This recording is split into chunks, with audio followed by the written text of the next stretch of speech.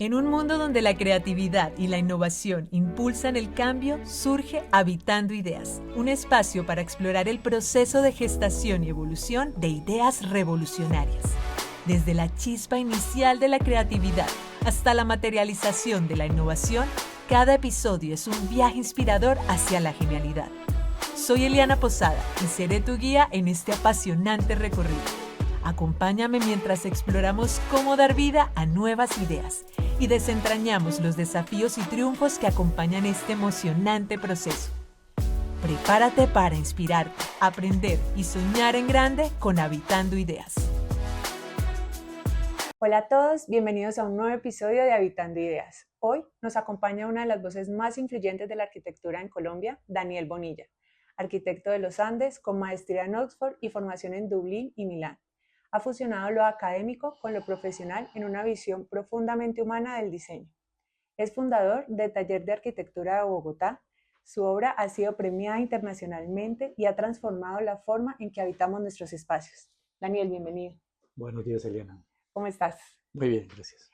Daniel, cuéntanos cómo nace esta idea de ser arquitecto. ¿Siempre lo tuviste claro o de niño de pronto soñabas con ser otra cosa? Sí, esto como cualquier cosa en la vida hay personas que lo deciden muy pronto, que fue mi caso, y hay personas que terminan en una profesión al final por alguna razón en particular. Pero en mi caso, sin tener ninguna persona directa de arquitecto en la familia, no sé por qué a los 9 años decidí que quería ser arquitecto. Tal vez porque en ese momento había unos juegos de armar y me sentía como empático como a esto. Pero lo que sí es interesante es que a raíz de que decido ser arquitecto, desde los 9 años empecé a formarme en ese momento como yo entendía. Y era, eh, construía cosas con las manos, imaginaba ciudades, dibujaba, que era lo que yo realmente en ese momento entendía que era ser arquitecto. Y cuando ya entras a hacer la carrera, ¿hubo un momento, una materia, un hecho, algo que te dijo, no, definitivamente amo esto? O sea, Sí, es que realmente nunca dudé. Eh, Inclusive cuando ya me inscribí en las universidades para iniciar, dije, oiga, yo no me he cuestionado esto porque no considero otra opción. Y la duda me duró un día, pues, porque dije, pues tengo que como pensar en algo más, pero realmente no encontré nada que superara mi deseo de ser arquitecto. ok. Has estudiado y trabajado en distintas partes del mundo. ¿Qué aprendizajes trajiste de esos otros contextos que hoy hacen parte de tu arquitectura?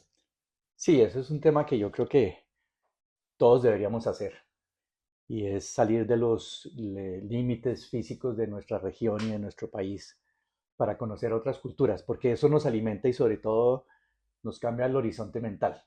O sea, nos aumenta el entendimiento, digamos, de las posibilidades y lo que es el mundo, nos da una mejor comprensión de lo que es este planeta, que al final es el que habitamos, y por lo tanto nos educa.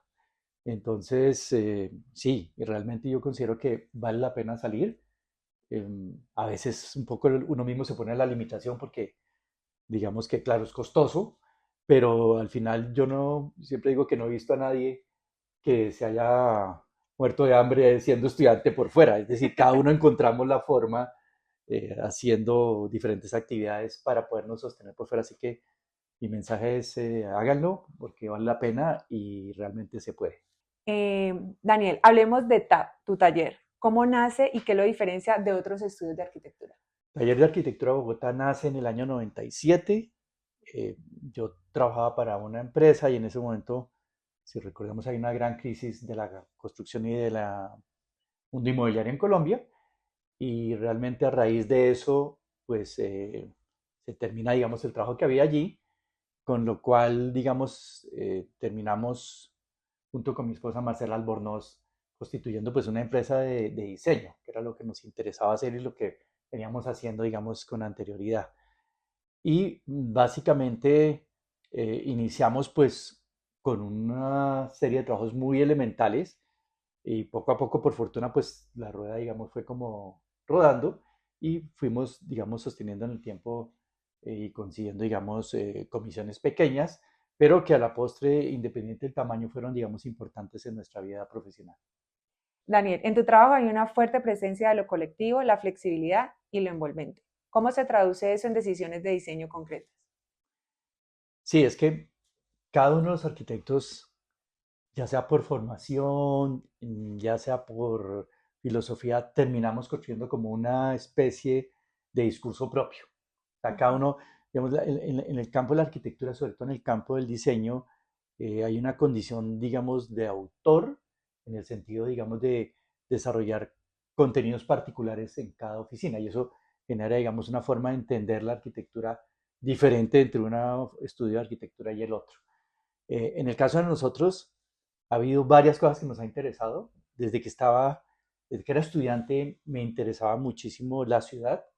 Pues por lo tanto, digamos que hemos pretendido hacer siempre con nuestros proyectos acciones que vayan hacia lo colectivo y mirar siempre y pensar de que primero debe estar lo colectivo sobre lo individual, porque finalmente de eso se trata, de construir una sociedad donde el colectivo lo que genere sea bienestar.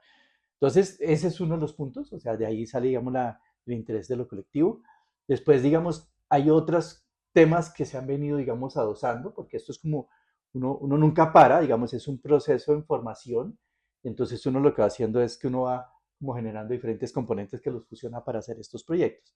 Otros temas que nos han interesado entonces son, por ejemplo, el tema de la flexibilidad, cómo hago y cómo la flexibilidad permite que los edificios en el tiempo se puedan reutilizar y se puedan reconvertir.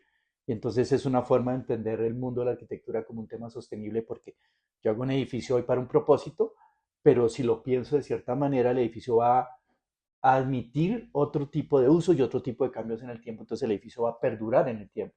Por lo Ujú. tanto, digamos, es una forma de hacer que esos recursos que se invirtieron, digamos, vivan a largo plazo y se constituyan, digamos, en edificaciones, digamos, que no tengan que tumbarse prontamente. Y lo otro que nos ha interesado es el tema, por ejemplo, de la envolvente, cómo a través, digamos, de lo que llamamos las pieles, el edificio se protege del sol, el edificio interactúa con la ciudad, el edificio toma una postura más neutra y digamos dentro de eso pues hemos desarrollado ya, es decir, estas cosas finalmente lo llevan a unas soluciones técnicas, entonces eso nos ha permitido de alguna manera intentar experimentar un poco con materiales, intentar tratar de dar un paso más allá en lo técnico. Y en todos estos años de trayectoria, ¿qué proyecto de pronto consideras que sintetiza mejor la filosofía de TAP? Sí, digamos que uno termina haciendo muchos proyectos. En algunos uno tal vez piensa que logra mejor como sintetizar un poco la palabra que tú usas, lo que uno está pensando, pero también lo que hay que entender es que hay proyectos que lo permiten con más facilidad unos que otros. Digamos que particularmente, por ejemplo, los proyectos religiosos, al estar haciéndose proyectos, un proyecto religioso que tiene importante o que tiene, digamos, de potencial y es que estás trabajando con lo espiritual y lo espiritual es inmaterial. Por lo tanto, muchas cosas de las que terminas pensando y, digamos, volviendo reales en un edificio, tienen que ver con simbología, tienen que ver con elementos que van de más allá y por lo tanto ahí como que puedes darle un valor especial a la arquitectura.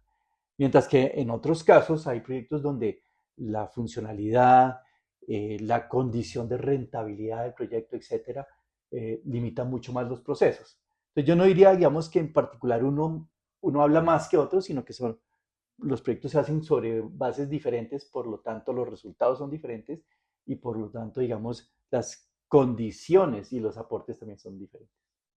¿Ok? ¿Y cómo logran equilibrar en TAP la visión creativa con las necesidades del cliente, el entorno y el contexto urbano?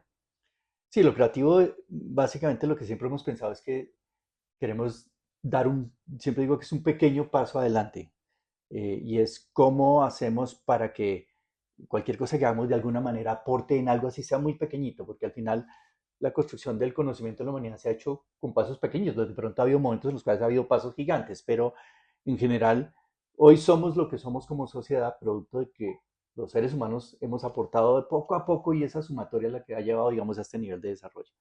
Entonces, está el proceso creativo, digamos, sí, la arquitectura tiene que tener una condición creativa e innovadora, sin duda, porque esa es la que hace, digamos, que aparezcan nuevos valores y aportes. Y del otro lado, pues está todo lo operativo. Es decir, al final los proyectos tienen que estar enmarcados en un presupuesto, los proyectos tienen que ser operativos y funcionales, tienen que poderse construir dentro de un tiempo, etcétera. Entonces, lo que pasa con la arquitectura es que, digamos, el cerebro tiene una parte artística y otra parte científica. La arquitectura justo está como en ese umbral, en la mitad, eh, en ese dilema entre, digamos, tratar de generar nuevas cosas, aportar, ser innovador y creativo, pero al mismo tiempo ser operativo, práctico, eficiente. ¿Qué papel crees que cumple la arquitectura hoy frente a los retos sociales y ambientales? Sí, la arquitectura tiene un rol muy importante. Finalmente es claro que la población va a seguir creciendo, o sea, ya estamos decreciendo un poco en los índices de crecimiento, pero en realidad se estima que vamos a llegar a 10.5 millones de habitantes. Hoy somos 8, un poco más de 8. O sea, todavía vamos a crecer un porcentaje muy importante en un planeta que no crece. Por lo tanto, la pregunta es, ¿cómo vamos a vivir? ¿Dónde van a alojarse todas estas personas que vienen? Y de ahí la relevancia de que se haga tratando de impactar lo menos posible, digamos, al planeta Tierra y al equilibrio de los ecosistemas. Por lo tanto, hay una enorme responsabilidad con respecto, digamos, al planeta per se. Y también en el caso de lo social, pues es que la ciudad y digamos, digamos, la ciudad se constituye a través, digamos, de acciones en general individuales, digamos, de construcciones progresivas en el tiempo, edificaciones, etcétera. Pero en la ciudad lo que tiene que primar es lo colectivo, porque justo ahí es donde está la oportunidad de equilibrar las diferencias sociales, de generar oportunidades al ser humano, de hacer un entorno en las cuales las personas dialoguen mejor, donde haya más tolerancia. Todo eso finalmente está muy ligado a la arquitectura y al urbanismo, pues que es un todo. Bueno, Daniel, tenemos una sección que se llama Habitando con lo Esencial para conocerte un poco mejor. Entonces, ¿en qué lugar físico sientes que habitan mejor tus ideas? Lo que es tal vez bello de lo que hacemos, y yo diría que no solo los arquitectos, es que uno siempre lo que le gusta lo lleva a todo lado. Uno no se puede liberar de esto. Entonces, cualquier sitio sirve, si es por servir, para pensar. Y por lo tanto uno puede estar produciendo, yo inclusive estoy convencido que uno durmiendo está produciendo ideas, de pronto uno se despierta y tiene que notar algo que se le ocurrió o se da cuenta de ciertas cosas que no se ha dado cuenta cuando estaba despierto. Entonces sí, uno es una máquina productora de ideas y de pensamientos. Y si te vas a poner en modo creativo, ¿de pronto tienes algún ritual o prefieres en la mañana, en la noche, o un café, o un tipo de música? No, en realidad, tal vez donde me siento más cómodo es un escritorio limpio, Ujú. lo más vacío posible y muy tranquilo. Ese tal vez sería como, pero no quiere decir que uno no pueda hacer un boceto en cualquier lado, ¿De acuerdo? etcétera. Pero digamos, sí, el sitio cotidiano de trabajo tal vez sí necesito estar sentado Ujú. y necesito estar como en un espacio que esté como libre de información en lo posible. ¿Qué idea ha habitado tu mente por años, pero aún no la has hecho realidad? Carambas, muchas. Ujú. Sí, y siempre, lo que pasa es que el problema es que uno solo tiene 24 horas ¿De acuerdo? diarias, ¿no? Entonces, finalmente a mí me hubiera gustado hacer muchas más otras cosas, que sea cosas por fuera del marco de la profesión, De acuerdo. pero el tiempo no alcanza. Entonces, por ahora me dedico a hacer lo que me gusta hacer, que es el oficio de arquitecto. Bueno, ¿con qué persona te hubiera gustado cohabitar una idea creativa? Creo que ahí mi teoría es la siguiente, es que digamos que en el caso de la arquitectura, lo que es muy valioso es que personas que produjeron arquitectura en cualquier momento, hablemos por ejemplo de las pirámides en Egipto, digamos, el registro queda físico. Por lo Ujú. tanto, una de las cosas hermosas y maravillosas que tiene la arquitectura es que uno puede seguir estudiando de personas que no están a través de su obra. Ok. Y es una obra que la puedo tocar, la puedo visitar, ¿no? Entonces yo, toda la historia de la humanidad y todo lo que existe construido, digamos, es el legado de grandes personas que estuvieron detrás o de grandes momentos. Por lo tanto, digamos, ahí hay una fuente de aprendizaje muy interesante. Y después, cuando me preguntan, eh, porque claro, dentro de eso pues hay, digamos, arquitectos muy relevantes. Y, por ejemplo, a Le Corbusier o a Mies, que son como grandes mitos dentro del estudio de la arquitectura, etcétera, y como grandes referentes siempre. Pero sin embargo yo digo que yo prefiero a los vivos, y prefiero a los vivos porque con los vivos uno puede interactuar. Ujú. Entonces realmente, tal vez una de mis fuentes mayores de conocimiento y de mis mayores gozos como ser humano ha sido poder tener amigos, colegas, que nos hemos encontrado en diferentes escenarios, que nos hemos vuelto como una especie de almas gemelas, porque andamos haciendo oficios parecidos y en el fondo pensamos, independiente de que pensemos igual o diferente, estamos como en sintonía en lo que hacemos y en la forma como entendemos el deseo, digamos, de tratar de construir un mejor mundo a través del diseño. Y ahí es donde encuentro la mayor fuente de conocimiento. Entonces, esos son los que quisiera conocer y por fortuna ahí están, digamos, ¿no? Y pues vendrán otros más, seguro. Seguro. Bueno, Daniel, y ya para despedirnos, ¿qué consejo le darías a esas personas que están buscando su voz creativa o qué consejo te hubiera gustado recibir a ti cuando empezaste? Hay un consejo que le doy siempre a los estudiantes y es creer en sí mismos. Digamos que prefiero pensar en que uno se equivoca, pero como muy convencido, a que uno nunca tomó el riesgo de equivocarse. Por lo tanto, yo creo que uno tiene que creer en sí mismo.